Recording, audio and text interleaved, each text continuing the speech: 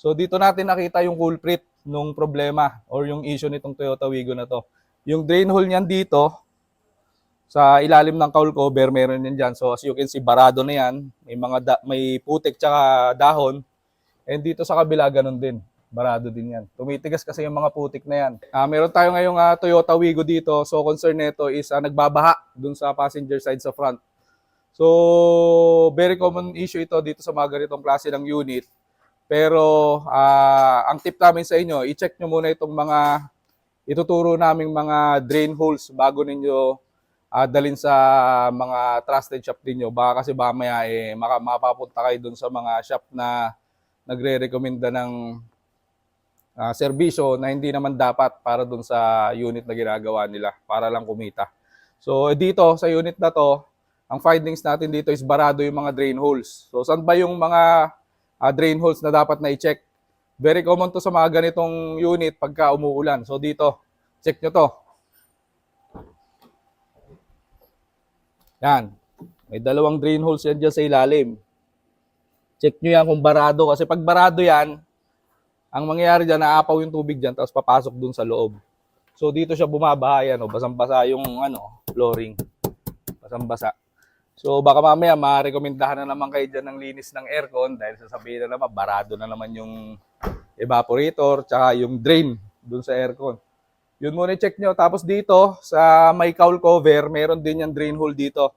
So dito natin nakita yung culprit nung problema or yung issue nitong Toyota Wigo na to. Yung drain hole niyan dito sa ilalim ng cowl cover, meron yan dyan. So as you can see, barado na yan.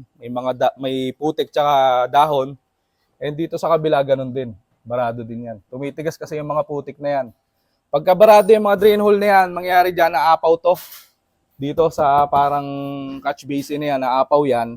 And pag umapaw yan, yung tubig papasok dito sa loob nitong ating air duct circulation sa cabin. Tapos dyan papasok yung tubig. And yun yung magiging cause nung pagbaha dun sa loob ng inyong mga kotse. So para maiwasan ninyo mabaha yung loob ng inyong mga kotse, double check nyo yung mga drain holes na yon, lalo ngayon na nag-uulan na. So, okay mga boss, ganito kung paano pumapasok yung tubig dun sa loob ng cabin filter natin kanina. So i-demo natin.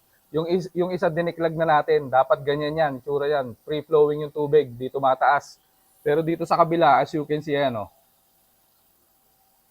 tumataas yung tubig. So pagka barado yan parehas, isa dito tsaka dun, mangyayari niyan, tataas yung tubig, tapos papasok na dyan sa cabin filter ninyo, ay magbabaha na dun sa loob.